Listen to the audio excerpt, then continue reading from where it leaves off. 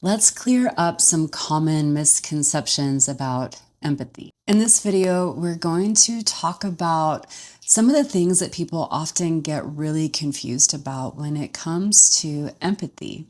So there are different types of empathy. The first one is cognitive empathy. So cognitive empathy is where you can understand how your actions will impact another person or how someone feels about a certain situation. Or it's often what happens if someone says, oh, this is a very painful thing, and we cognitively relate it to something similar that we've been through. So we understand it, but that doesn't necessarily mean that we feel it.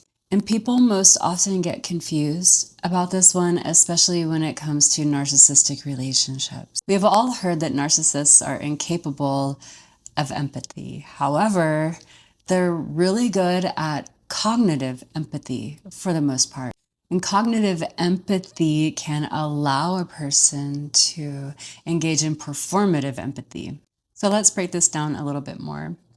In the beginning phase of a relationship with a person who is only capable of cognitive empathy, so if they're lacking emotional and physical empathy, which we'll talk about later, they are probably operating further up on the narcissism scale. So these people actually use cognitive empathy as a way to get close to you, as a way to disarm you. In the beginning of these relationships where you feel more understood and more seen than you felt in your entire life, and in some ways more loved, right? This is the love bombing stage. This is because these people understand empathy. They're really good at cognitive empathy and performing it. But unfortunately, it stops at the cognitive level. And this is really beneficial for them when they are learning to mirror you and gain your trust. And then they use it throughout the relationship to send you on that roller coaster, which gets you trauma bonded. So they understand how their actions are going to impact you. They understand how that little thing that they say is going to make you feel. And also how when they're nice to you again, how that's going to disarm you. They understand your feelings and they understand your response to what they are doing. But they understand it up here. It's not something that they understand and feel with you here. Unfortunately, this cognitive empathy is used to keep you destabilized throughout the relationship. And this cognitive empathy is what makes them masters of manipulation. So they can turn on performative empathy whenever it suits them, when it makes them look good, whenever they want to get something. But they don't feel the pain or remorse or emotional empathy towards someone that they have hurt. Okay, so let's talk about the second kind of empathy. This one is emotional empathy. Emotional empathy is what healthy people feel for each other and all of life. So this is the ache that you feel in your chest when someone is suffering, or it's the joy that you feel when someone is happy.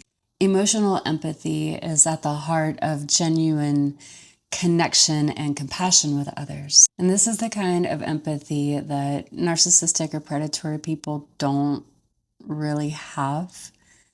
Because if they did, when they hurt you, it would hurt themselves.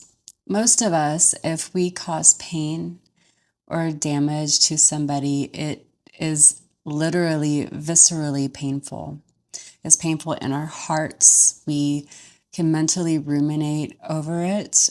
Oftentimes, it physically hurts in our bodies. We feel pain in our chest.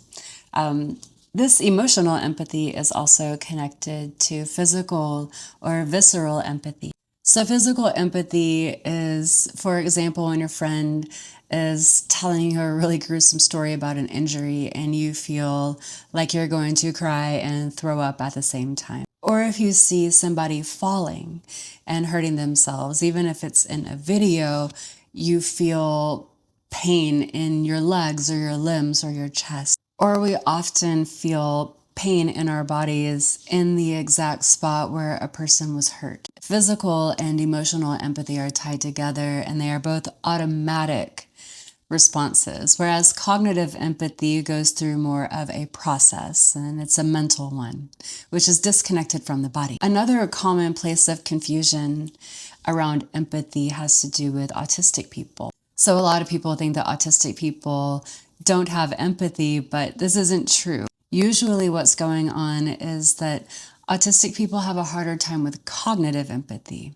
right? They might not understand social cues, or they might not understand how being blunt or doing something in a social setting might be offensive or hurtful to somebody. Oftentimes, there's a lack of comprehension.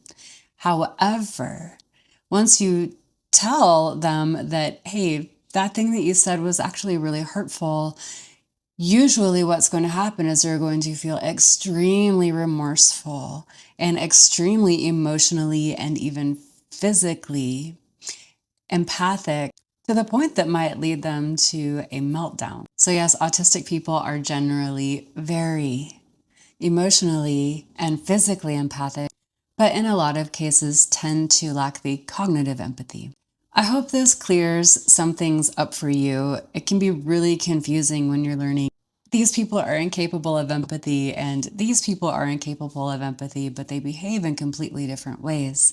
It's important to remember that different types of empathy exist, and some people are more tuned into different types of empathy than they are to others. I hope that helps.